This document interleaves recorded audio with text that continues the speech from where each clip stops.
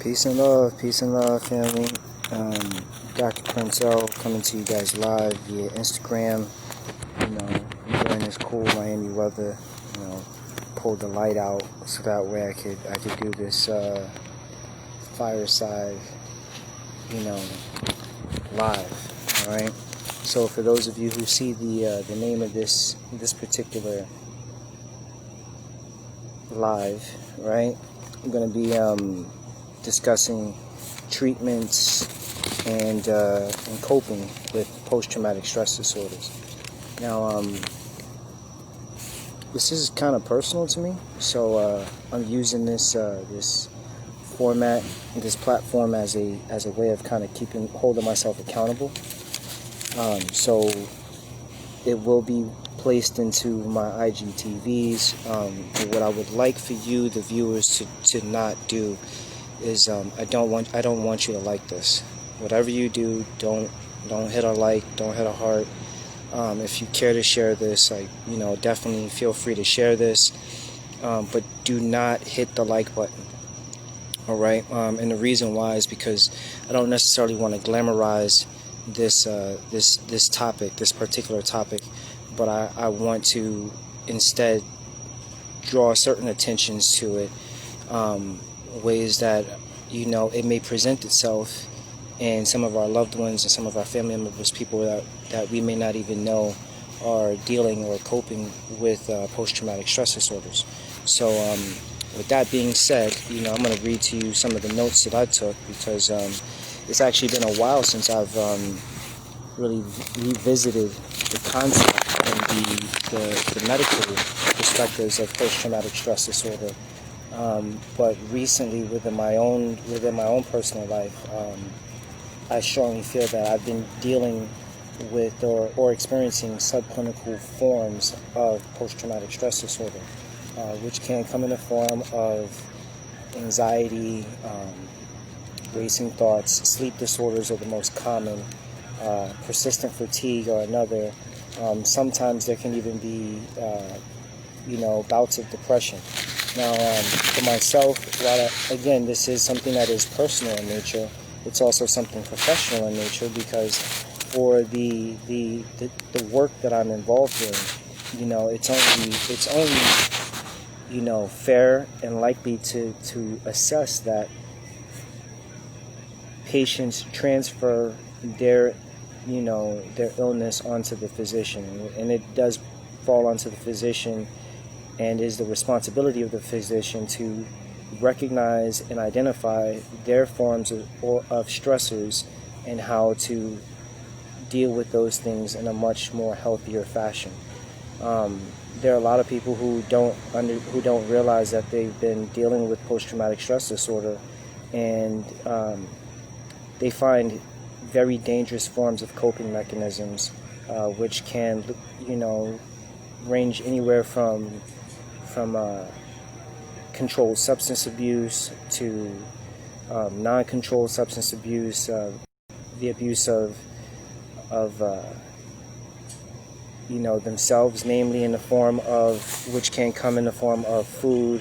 It can come in the form of depriving oneself of food. It can come in the form of punishing a person mentally, emotionally, physically. Other ways that it can also present itself is in silence. A lot of people don't know that, sometimes silence can definitely be an indicator, or possible. It's not always a definitive indicator towards post-traumatic stress disorder, but it's something to take into consideration. All right. So let's get into these notes that I took. Right. So for those of us who professionally and maybe in our personal lives are dealing with post-traumatic stress disorder, we have to understand what is considered a trauma-informed care. We have to develop our own forms of trauma-informed care. Post-traumatic stress disorder is also, by the way, a behavioral medicine term. All right, behavioral medicine identifies how traumatic experiences can affect and impact a person's life. All right, and the the more frequent or the earlier a person may experience traumatic experiences may be an indicator towards early mortality, all right? And can be used as a way of like being able to intervene into the lives of certain people, so that way we can improve the quality of life of ourselves, of our family members, as a physician, for my patients, and also just because like mental health is an important thing even on the professional side of things, all right? So understanding, let me see what we got here, all right?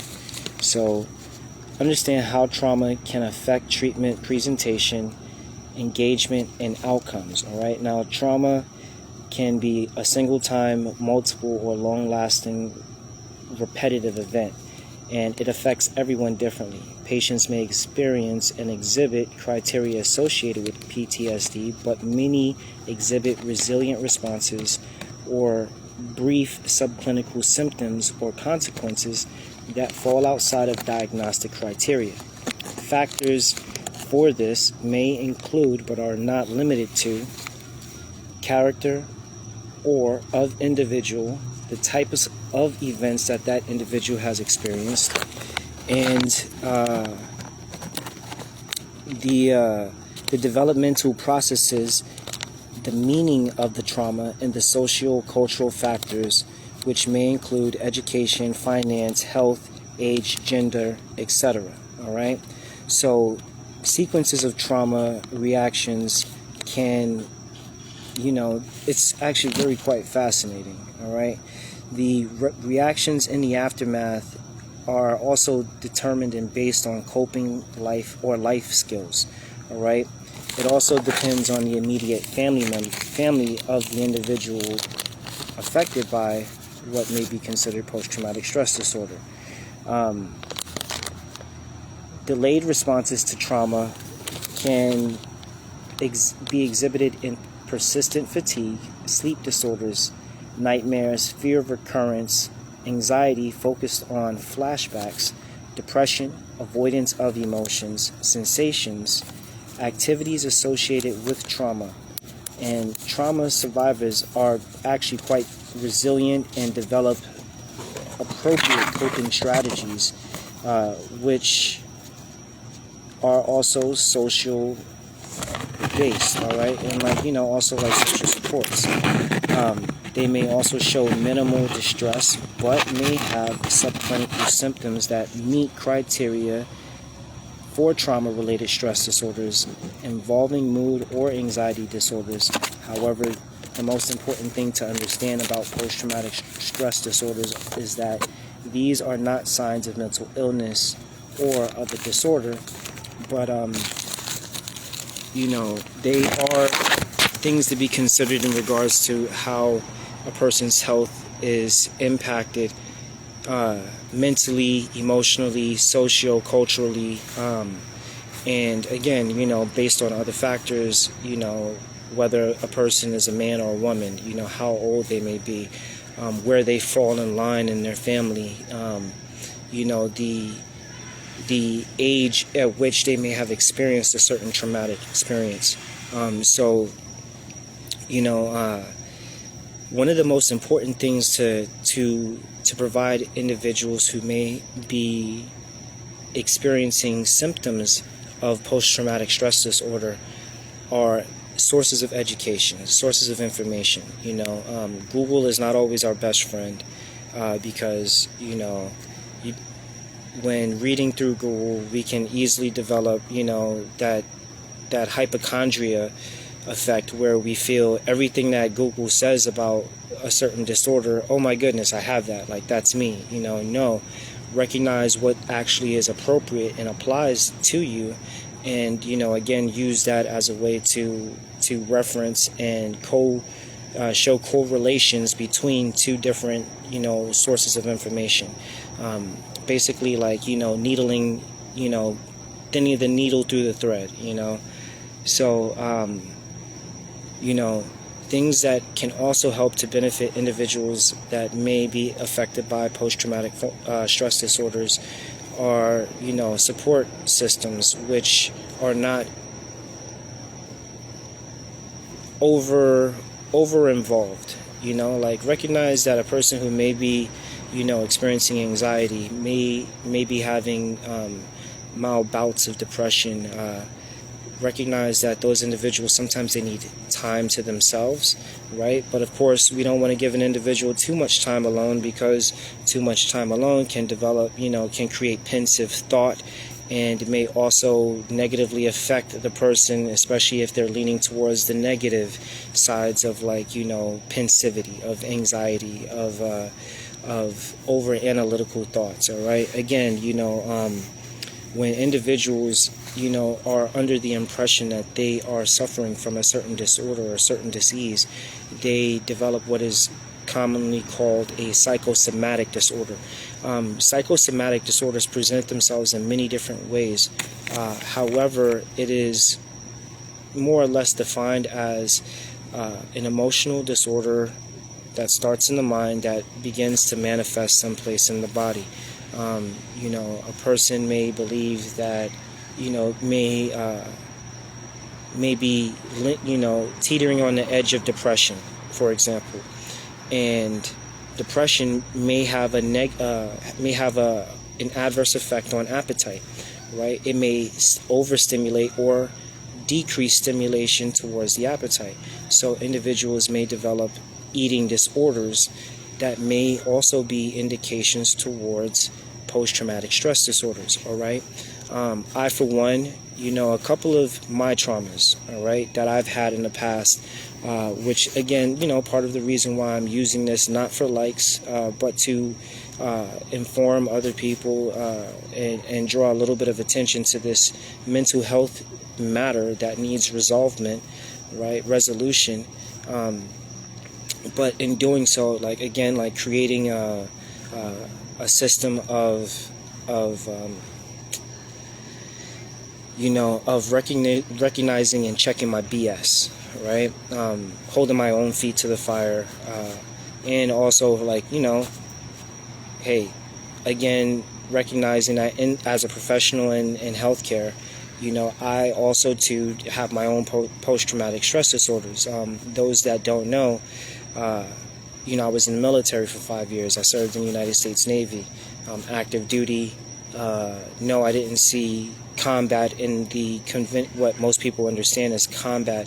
In fact, most individuals who served during the time that I was active duty military, we serve under heightened levels of security. However, those heightened levels of security are related specifically towards the base, how we enter and exit bases, and whatever. In any case, every soldier has their battle, right? Every soldier never comes back the same. No soldier, no sailor, no marine, no airman, no coastie. No one who ever enlists into the military or is commissioned as an officer ever comes back the same. There are, again, subclinical expressions of post-traumatic stress disorder that people may exhibit. All right. Now, for myself, in the military, right around this time, I had individuals who passed. So this time of the year, seasonally, has a climactic effect on my emotions, right? Cooler weather, the need maybe for more connection, genuine, authentic connection, right? Also the desire for certain foods, for comfort, because, hey, like, we use food as drugs in most cases. Many of us are not aware that, like, we're eating because we're using certain foods and how those foods affect our body and stimulate a cascade of chemicals to to have an effect on our brain, to have an effect on our emotional sense of well-being. And so while some people may overeat, there are also people who undereat, and use the deprivation of food in the form of fasting. Irregular, repetitious fasting can also be an indication towards a bulimic or anorexic like eating disorder. All right.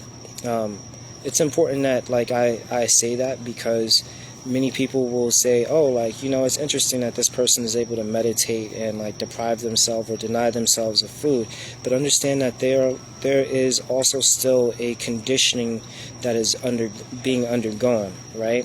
Where this individual is using this form of denial, of regulation, of control, of discipline, if one will, right, to ultimately shape their mind in a certain way that leads them down a different emotional response, right? Ultimately, like, each one of us are seeking to have a different sense of emotional outcome, right? They say that the definition of insanity is to do a thing continuously and expect a different result, right? Like, obviously you're not going to get a different result if you're continuously doing the same thing. So there must be a modification, there must be a reprogramming. So in order to do that, patterns of behavior must be created.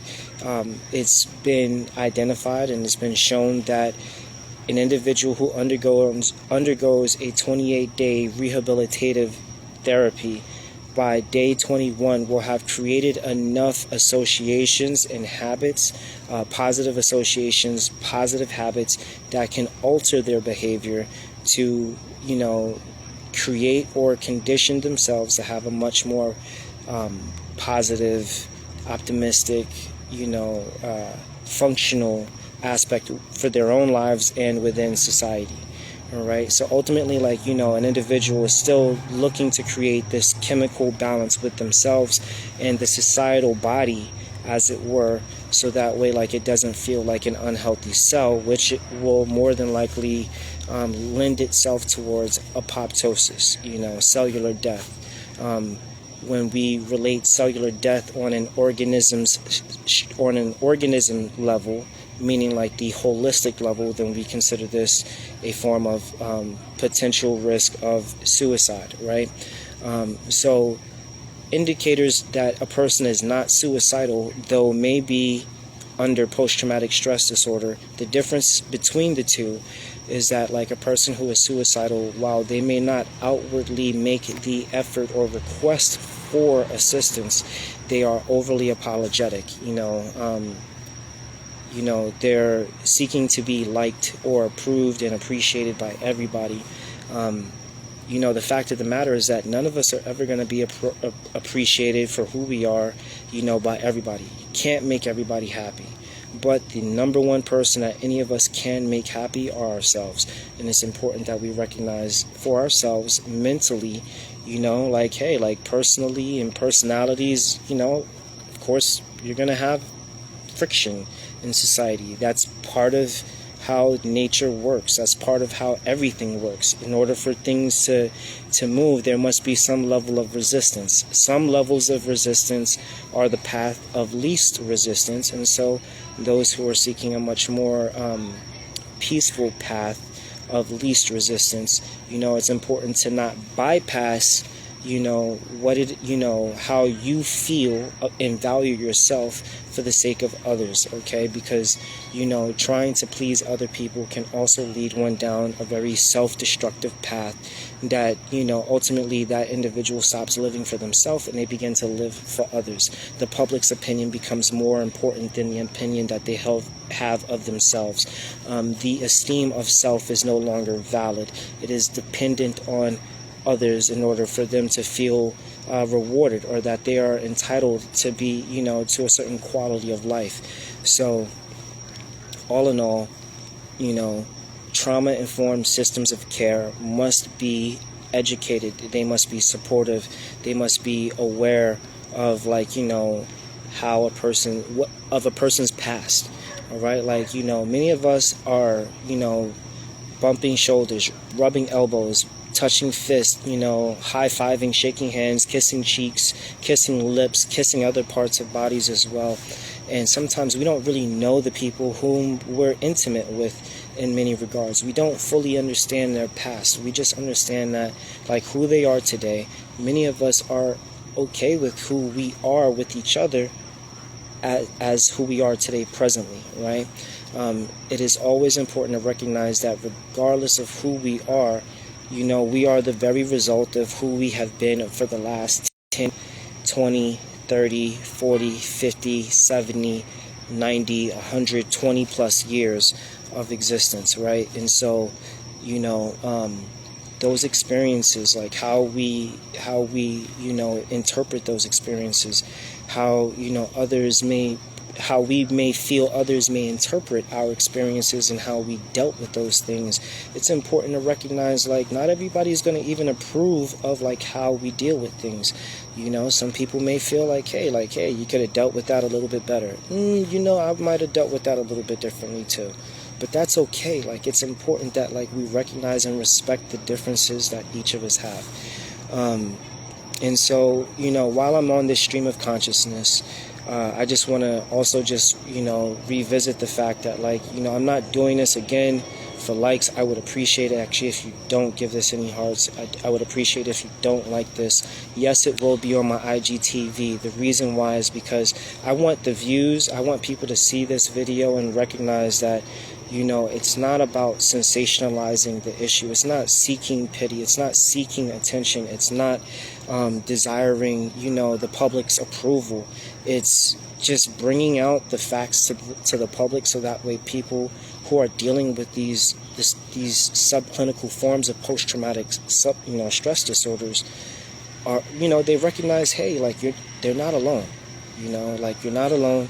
And some of the populations that are mostly affected by post-traumatic stress disorder, from socio-cultural, which is such a major, influential factor that is like vastly left out of the media, is like how education, access to resources, access to health and food, and how gender and age, and family history of health all plays an important factor on who we are today and how we're coping and navigating through society.